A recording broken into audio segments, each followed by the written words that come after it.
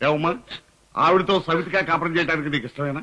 నేను చావునైనా చస్తాను గాని సవితిగా మాత్రం బ్రతకనండి. అదే నీ నిర్ణయమా? అవునండి. సరే, నేనిచ్చే తీర్పు వినండి. ఈ గడిచేటి గంగరాజు లింగరాజు వాళ్ళ ఉమ్మడి ఆస్తిలో వంచన చేయబడ్డ ఈ అమ్మాయి బ్రతుకుతెరువు నిమిత్తం 10 ఎకరాలు రాసిమ్మంటారు. స్టాంపు కాగితాలు తెచ్చుకో అమ్మా. మీ అబ్బగారు రాసిన ముల్లి మా దగ్గర ఉంది. నేను మా తమ్ముడు ఏలు ముద్దరు వేసేస్తాం. ఇది మేము మా అబ్బా తొంటి కాళ్ళు తొంటి చేతులు వేసుకుని కష్టపడి చెమటొచ్చి సంపాదించిన సొమ్ము. ఇందులోంచి 10 ఎకరాలు కాదు కదా 10 అంగుళాలు ఇవ్వడానికి కూడా నేను ఒప్పుకోను. నువ్వు ఒప్పుకోలేదంటాయా అయ్యగా తీర్పిచ్చాక? ఎవరికి రాయగారు నాకు శిక్ష చేయడానికి వాడేవాడ్రా? నా బతుకు నా ఇష్టం. ఈ విషయాలు ఎవడన్నా జోక్యం చేసుకున్నాడో పుచ్చలగిరిపోతాయి. మాటలు నీకు పిచ్చెక్కిందా? అయ్యా రాయుడు గారు, మా వాడు తెలియక మిమ్మల్ని ఏవేవో అనేశాడండి. దయించండి, క్షమించండి. వాడు తిట్టింది నన్ను కాదు గంగరాజు, ఈ ధర్మపీఠాన్ని. వాడు అవమానించింది ధర్మదేవతను. అందుకే వాడికి గుండు కొట్టించి గాడిద మీద ఎక్కించి ఊరేగించాలి. ఆ అమ్మాయిని మోసం చేసి పెళ్లి చేసుకున్నందుకు 10 ఎకరాలు మనవర్తిగా రాసివ్వాలి. ఈ ఊరి కట్టుబాటుకు విరుద్ధంగా 2 పెళ్లిళ్లు చేసుకున్నందుకు ఈ ఊరి నుంచి బహిష్కరించాలి. ఇది ఈ ఊరి పెద్దగా నేను ఆ గడిచేటి లింగరాజుకు విధిస్తున్న శిక్షలు. అయ్యా రాయుడు గారు, నన్ను మా తమ్ముడి నుంచి ఏం చేయబాకండి. కావాలంటే ఈ పిల్లకి 10 ఎకరాలు ఇచ్చేస్తాం. మీ కాళ్ళు పట్టుకుంటాను. మీరేసిన శిక్ష రద్దు చేసేయండి. ఒకసారి ఇచ్చిన తీర్పులో మార్పు ఉండదు. శిక్షలు అమలుపరచండి.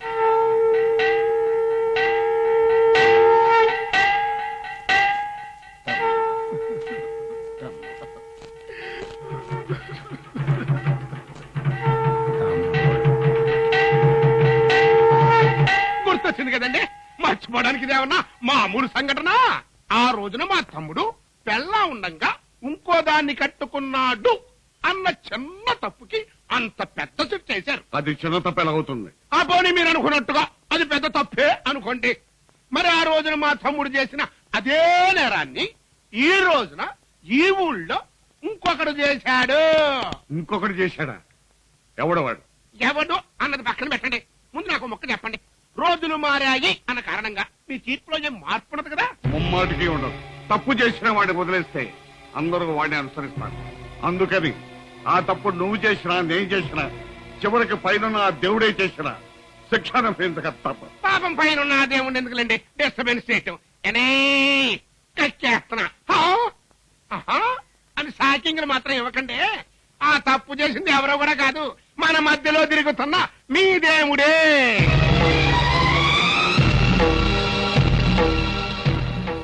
ఏమిటయ్యా గగ్గరాజు నువ్వు మాట్లాడేది? పెళ్ళంటేనే ఆవిడ దూరం పారిపోయే దేవుడు 2 పెళ్ళిళ్ళు చేసుకున్నాడా? నీకేమైనా పిచ్చెక్కిందా? ప్రస్తుతానికి మా అబ్బా కొడుకులకి పిచ్చెక్కింది. ఆ దేవుడు దిగిన తర్వాత నిజం బయటపడుద్ది కదా, అప్పుడు ఎక్కుద్ది. ఈ ఊళ్ళో వాళ్ళందరికీ పిచ్చి.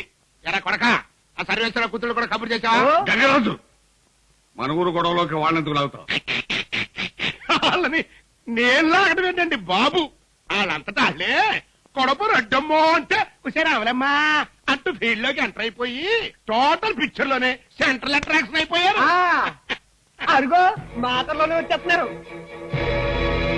ఆహా, నారీ నారీ నడుము మురారి.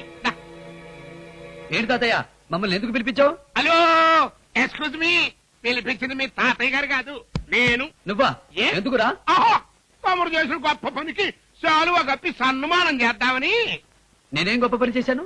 అయితే తప్పుడు పని చేసావా? రేయ్, తప్పుడు మాటలు మాట్లాడమంటే చెప్పుచ్చు కొడతారు. తప్పుడు ఈ దేవుడు ఎప్పుడు తప్పు చేయడరా? ఆహా, మరైతే రెచ్చిపోయాళ్ళిద్దరే పెళ్లి చేస్తున్నావు. ఆ తప్పుడు పని కాదే. ఏమన్నావురా? రే దేవుడు,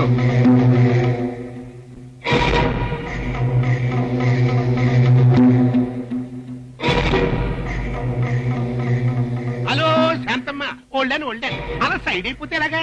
అసలు సెంటర్ ఫిగర్ నువ్వే కదా. ఏది నీ మెల్లో ఉన్న ఆ లైసెన్స్ పిల్ల తీసి మా అందరికి ఒకసారి సీపెట్టు. చూడమ్మయ్యా, నువ్వా పెద్దింటి పిల్లవి. మా అడంగుని పిలిచి బలవంతంగా దాన్ని బయటికి తీయించావనుకో, అదంత మర్యాదగా ఉండదు. మరి అంత ఫీల్ అవ్వకమ్మా, తప్పదు.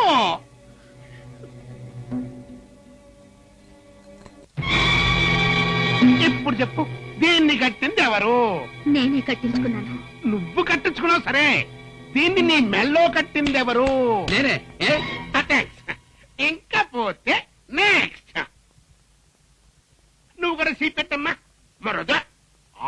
చెప్పిన డైలాగ్ నీకు కూడా మళ్ళీ చెబితే బాగుండదు.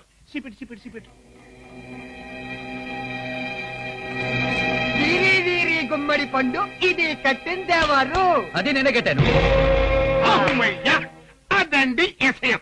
అయ్యా రాయుడు గారు, ఇప్పుడు తమరి పూర్తిగా అర్థమైపోయి ఉంటుంది పిచ్చెక్కింది ఎవరికో.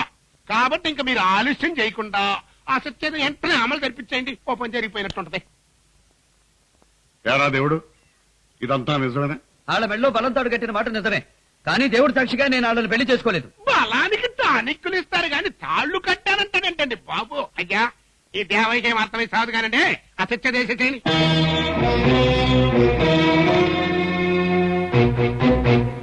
సరే, మన ఊరి కట్టుబాటుకు విరుద్ధంగా ఇద్దరిని ఆగండి అయ్యారు, తొందరపడి అమాయకుడిని శిక్షించకండి. దుర్గమ్మ, ఇలా పంచాయతీలో మీ ముందుకొచ్చి మాట్లాడుతున్నందుకు నన్ను క్షమించండి అయ్యా. కానీ అన్యాయం జరుగుతున్నప్పుడు ఆ దేవుణ్ణైనా ఎదిరించమని తమరే చెప్పారు. అయితే ఏం కాల్చేందుకు గుళ్ళోకెళ్ళా దేవుని ఎదిరించు. అంతేగాని మదర్ సెంటిమెంట్ తో తప్పు చేసిన ఈ దేవుడిని సమర్థించావంటే ఈ ఊరు ఊరుకోదు. నిజమే గంగరాజు గారు, ఈ ఊరు ఊరుకోదు. ఎందుకంటే ఈ ఊళ్ళోనే దొరికి మనందరి ముందు కళ్ళు తెరిచి ఊళ్ళో అందరి తలల్లో నాలుగులాగా పెరిగాడు కదా వీడు. అందుకే ఈ ఊరు ఊరుకోదు. వీడికి ఊహ తెలిసిన రోజు నుంచి ఈ రోజు వరకు ఎవరికైనా ఉపకారమే తప్ప అపకారం చేయలేదు కదా వీడు. అందుకే ఈ ఊరు ఊరుకోదు. ఈ ఊరి తల్లుల పాలు తాగి పెరిగినందుకు ఒక పెద్ద పాలేరులాగా ఊళ్ళో అందరికీ ఊడిగం చేస్తూ వాళ్ళ రుణం తీర్చుకోవాలని చూస్తున్నాడు కదా వీడు. అందుకే బాబు ఈ ఊరు ఊరుకోదు. ఇంక చాలా ఆపుతల్లి. ఇందాక నుంచి నీ పెంపుడు కొడుకు గొప్పతనం గురించి ఓ డప్పు కొట్టుకుంటున్నా. ఆడెవడెవడికో సాయం చేస్తే నాకేంటి? నాకు కానీ నా కుటుంబానికి కానీ ఎంత ఇదిగో ఎంత సాయం చేయలేదు, నేను చేయించుకోలేదు. ఏంటి, మీకేమీ చేయలేదా? సత్యం. ఒక్కసారి గతాన్ని గుర్తు తెచ్చుకో గంగరాజు. ఆ రోజుడే గనక తన ప్రాణాలకు తెగించి గండిపడ్డ చెరువుకు అడ్డుపడి ఉండకపోతే ఈ ఊళ్ళో ముందుగా కొట్టుకుపోయి ఉండేది నీ కొంపే. ఆ రోజు నా బిడ్డ ఆ పని చేసి ఉండకపోతే ఈ రోజు తీర్పు వినడానికి వీళ్ళు ఉండేవాళ్ళు కాదు, శిక్ష వేయడానికి పంచాయతీ ఉండేది కాదు. రాయుడు గారు, ఈ ఊరు నుంచి దేవుణ్ణి వెలివేయడానికే మీరు నిర్ణయించుకుంటే అలాగే చేయండి. కానీ ఈ దేవుణ్ణి వెలివేసే ముందు ఇంకో నలుగురిని ఊరి నుంచి వెలివేయాల్సి ఉంటుంది. ఇంకో నలుగురా? ఎవరమ్మా వాడు? ఈ ఊరికి తూర్పున ఉన్న, ఉత్తరాన ఉన్న, దక్షిణాన ఉన్న, ఊరి చివరినున్న ఈ వీళ్ళందరూ 2 పెళ్లిళ్లు చేసుకున్న వాళ్లే, 2 భార్యలు ఉన్న వాళ్లే. అయ్య బాబాయ్ బాబాయ్ బాబాయ్ బాబాయ్, ఎంత గొప్ప లాజిక్ లాగేసిందని పట్నం పిల్ల. చూడమ్మా, వాళ్ళంతా దేవుళ్ళు, అవతార పురుషులు. దేవుడు అని పేరు పెట్టుకున్నంత మాత్రంతో ఈ దేవుడైపోడు. అయ్యా నువ్వు గంగరాజు, చూడమ్మా, దేవుళ్ళకి మనుషులకి సామ్యమా? ఉంది రాయుడు గారు. అందరూ దేవుళ్ళకి పూజలు చేస్తారు, నైవేద్యాలు పెడతారా, కోరికలు కోరతారా. కనిపించని ఆ దేవుడు ఏనాడైనా వీళ్ళ కోరికలు తీర్చాడో లేదో నాకు తెలియదు గాని ఈ దేవుడు మాత్రం దేవుడు అని పిలవగానే వాళ్ళు తన వాళ్ళు కాకపోయినా, తనకి ఏ సంబంధం లేకపోయినా, తనకేంటి అన్న ఆలోచన లేకుండా అందరికీ సహాయం చేసే పెద్ద మనసున్నవాడు. అలాంటి మనసున్న మనిషి కంటే నా దృష్టిలో ఏ దేవుడు గొప్ప కాదు. అటువంటి ఈ దేవుణ్ణి ఊరి నుంచి వెలివేయడం న్యాయమా? మీరే చెప్పండి. వాగక్క, రాయుడు గారు, ఆ రోజు గంగరాజు గారి తమ్ముడికి శిక్ష వేసినప్పుడు పంచాయతీకి ఎవరు కంప్లైంట్ చేశారు? ఈ గంగరాజు మరణలు. ఇప్పుడు దేవుడి మీద కంప్లైంట్ చేసింది ఎవరు? మీ దేవుడు కట్టుకున్నది మమ్మల్ని, కంప్లైంట్ చేసింది మేము. మధ్యలో నువ్వెవరు? మాకు చుట్టమా, బంధువా? హలో మేడం, ఒక బాధ్యత గల పౌరుడిగా, as a citizen of this village గా మా డాడీకి వెయిట్ రైట్ ఎప్పుడు ఉంటాయి. ఇది విలేజ్ సమస్య. Shut up. ఇది మా పర్సనల్ విషయం. ఒక భార్య ఉండగా ఆమె అంగీకారంతో ఇంకో పెళ్లి చేసుకోవచ్చని చట్టంలోనే ఉంది. అతన్ని పెళ్లి చేసుకున్న మా ఇద్దరికి లేని అభ్యంతరం నీకెందుకు? ఇదిగో మళ్ళీ మీరు కూడా పెళ్ళంటారు. అసలు మీకు నాకు ఏ సంబంధం లేదంటే నేను పోతున్నాను. ఒరేయ్ దేవుడు, ఈ ఊరికి నాకు ఏ సంబంధం లేదు. నేను అసలు వాళ్ళని పెళ్లి చేసుకోలేదు.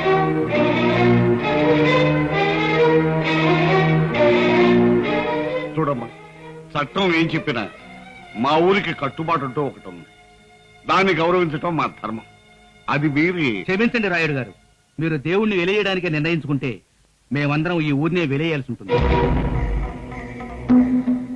అయ్యగారు దేవుడు లేని ఊళ్ళో మేము ఉండలే. అవునయ్యా, ఉండలేదు.